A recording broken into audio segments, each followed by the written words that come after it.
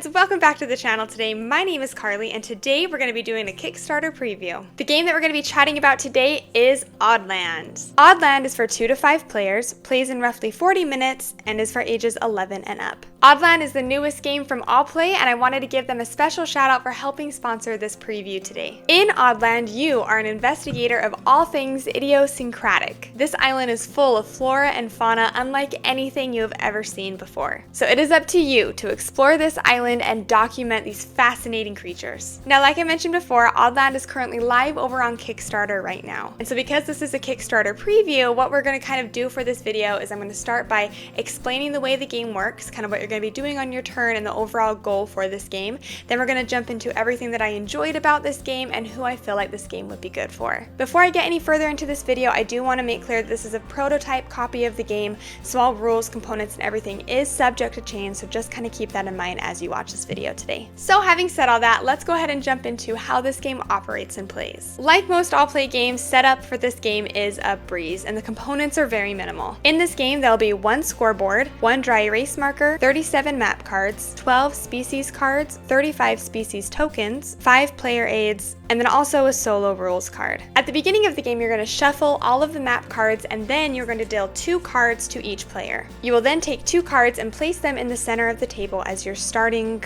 island. All of the unused tile cards will then be set off to the side to be used later on in the game. You will then move on to selecting your species. Now the game comes with 2 of each species, or 2 cards for each species, and each of these cards makes this particular species score in a different way. So you'll go ahead and pick one of them. You have 6 total that you're going to be dealing with throughout that game and set them so they are within view of all players. Each player will then select a player color and take all of the necessary tokens and cards for that particular player color. And for this game, the player who most recently made an interesting discovery will be the one who goes first. In Oddland, players will be building out this map of this island collectively kind of together in the center of the table. It is then on this map that they will be placing their animal tokens in the hopes of scoring the most points. Now these map cards that you handed out to everybody at the beginning of the game, these are the cards that are going to be collectively building out this map in the center of the board here.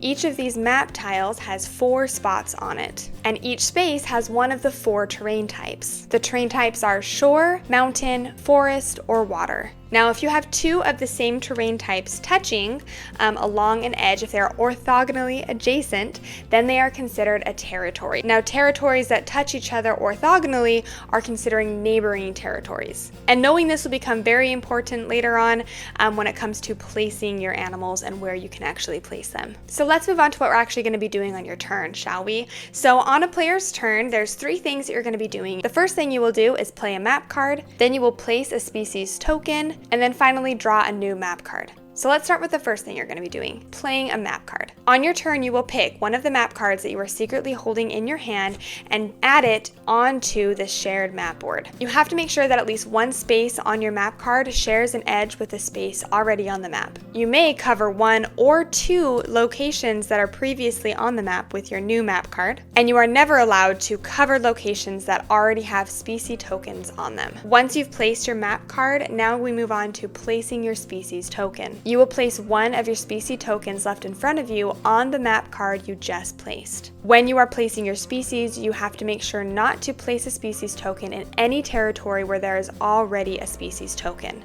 Again, kind of circling back around, this is where territories come into play. Just because a spot is empty doesn't mean your animal can go there. You have to be mindful of the entire territory and who is owning what. So now that we're kind of talking about placing our species, let's go ahead and kind of chat about how these are actually scoring for you. If you remember at the beginning of the game, we already selected each of the species cards which indicate how that particular character scores. Now everybody around the table has the same 7 species, and it's these cards up here that determine how that particular species scores. So for example, this owl loose, clearly an owl and a moose, how this particular animal scores is it'll score 2 points per forest space in all diagonal directions, including its own space. let's grab this kangaroo here. I love the kangaroo. But you will get 4 points per token in its row or column, whichever has fewer tokens. And let's just do one more here. So this begator, it'll get 2 points per water space in its territories, sharing an edge with its territory. So again, just to kind of make everything clear, is all these cards are associated with the animal tokens that you have in front of you that you will be collectively placing out onto the shared grid, and all of them will be scoring in different ways. Now the final thing you're going to be doing is drawing a new map tile, basically to just refill your hand.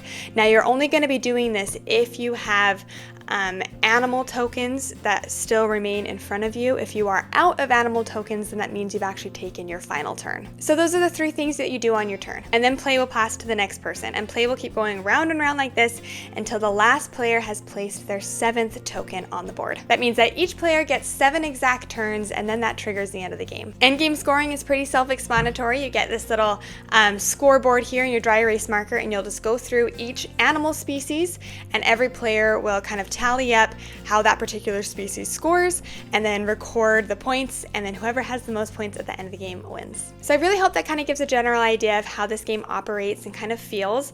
I'm going to pivot for half a second and just kind of talk about some of the kind of like deluxeified stuff that you can get for this game during this crowdfunding campaign. So the first thing is the more deluxeified version of the game has these little like little meeples, little wooden meeples here for the animals, so they actually kind of sit up from the board, kind of makes it easier to see. And then there also is an expansion for this game that introduces 2 new creatures.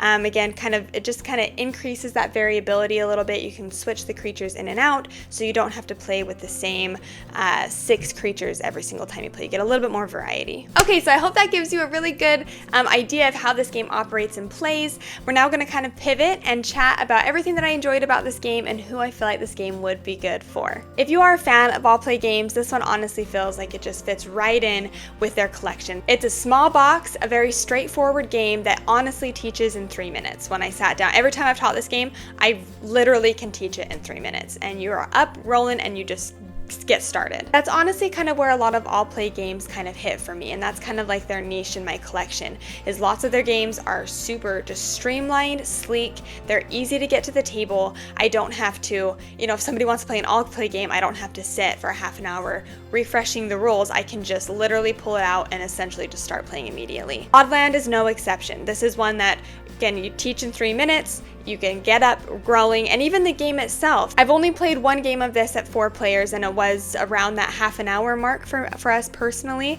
If you are with players who have a lot of AP, it might go a little bit longer because it can get a little bit crazy with all of the figures you're trying to manage. But for the most part, it is a very streamlined and quick game. One of my favorite parts about this game, though, and I love it when games do this, I love it when games do this, is when you're building out a shared map and you're all basically fighting and trying to get the most points out of it.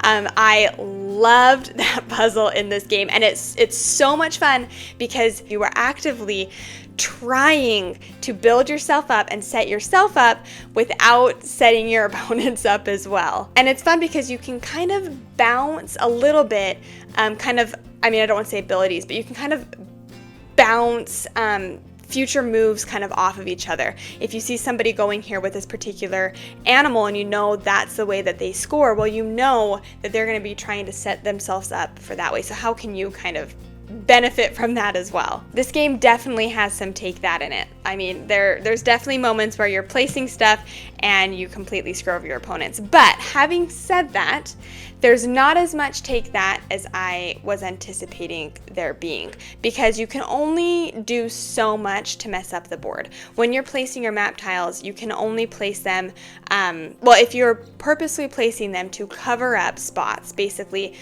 taking away points from your opponents, you can only cover up 1 or 2 locations. So you can't be too crazy. You can do it a little bit, but there's definitely a limit. I personally like a little bit of take that in games. I don't like too much because then it just feels like everybody's getting picked on.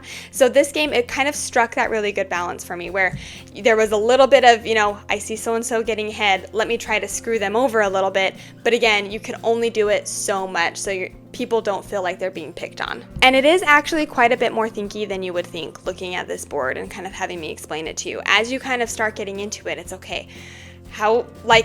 There's a lot of crunch to it, and a lot more than I was anticipating, especially if you're playing at like that higher player count. There's a lot of kind of working pieces that you're trying to deal with, and the board really is constantly shifting. So you could place something being like, okay, I feel pretty comfortable here, and then within a handful of moves, you've realized that, oh, I'm not going to get as many points out of that as I was kind of thinking. So the board is always kind of shifting and changing. There's always kind of that tug and pull amongst all of the players around the table, and it had a satisfying crunch to it. For a game that, again, was super easy to teach, super easy to learn, it was a really satisfying puzzle for me. This game kind of had similar vibes to me like Chomp. That's another game in Allplay's collection. Another one where you're laying out tiles, you're trying to like feed and raise dinosaurs. This is kind of similar. It's not exactly like that game, but it kind of gave me similar vibes. So if you did like Chomp, or if Chomp was interesting to you, then I would definitely recommend checking this one out too, because it kind of has similar undertones for sure. This is such a simple thing, but I really appreciated it. Is how every single animal card is double-sided. So one side, it kind of it writes out and kind of explains how to do things, or how that particular animal scores, but then on the other side, it actually has a visual representation of how it operates. I love this, and I only ever actually played on this side with the animals because I am a very visual person. So for me to be able to have this, because they definitely could have just had this in the rule book, right? They could have just had examples in the rule book. I love how they thought to add these on the cards, because it's just less times that you have to open up the rule book. Because that always kind of drives me crazy when I'm playing a game and I come across a question or I come across a symbol and I have to pull open the rulebook and flip to the page. Again, Allplay rulebooks are always really small, so it wouldn't have been that big of a deal. But the fact that they thought to add it to the cards, it was just like one less thing that I had to worry about, one less thing that I had to do. It was like the game was helping you out, had all the information you needed whenever you needed it right there. All of the colors were really clear and well defined. You never had issues kind of trying to figure out where the territories were. It's just like fun, fantastical. I loved like the creatures that they created for this world. It's just so like interesting and fun. My favorite is definitely the owl moose. I need an owl moose in my life, like right now. So now speaking about the base game and the upgraded components, I would definitely recommend the expansion that adds the 2 more characters, because this base game alone, you definitely could play it just with the base game and it's totally fine. But I really liked the variability that those kind of 2 extra cards brought, kind of made setup a little bit more interesting. And I do actually like the standees a lot more than the little discs. It makes it so much easier to see when you are looking around the table, because these discs can kind of blend in a little bit, especially if you have a lot going on. I would definitely recommend these little upgraded tokens. And it is nice because, again, this is the upgraded version of the game, and it all fits in the box. I know sometimes some of the Allplay games that are upgraded have, sometimes it's really hard to get them back in the box if you have all the upgraded pieces. But this game, I had no problems fitting it all inside this box. So I would definitely recommend going the upgraded route, because it really did make a difference. And I can see how it make a really big difference, especially if you're playing with a lot of people, for this kind of main shared board area. I honestly feel like this game just fits in perfectly with Allplay's collection. If you have a lot of Allplay games and you like if you like the type of games that they already have produced, then I would definitely recommend you checking out this one. Absolutely. It just, again, it feels like it fits right in with their line. It is a simple game, easy to teach. It's a great game for starting the night off or ending the night. And yeah, for how simple it is, that level of crunch factor is definitely there in Oddland. So if anything that I mentioned today sounds interesting to you, or if this sounds like a game that would be a good fit in your collection, I would definitely recommend jumping over to the current crowdfunding campaign that is live for this game and check out everything that they have for it. I'll make sure to have all of the information and links in the description below for this video. Thank you so much for spending some time with me as I shared my thoughts on Oddland. Again, I wanted to give a special shout out to Allplay for helping sponsor this video today. If you enjoyed this video and you haven't yet subscribed to the channel, it means so much if you could do that. It really helps support us in everything that we're doing over here. But until next time, I hope you have a great rest of your day, and we'll see you later.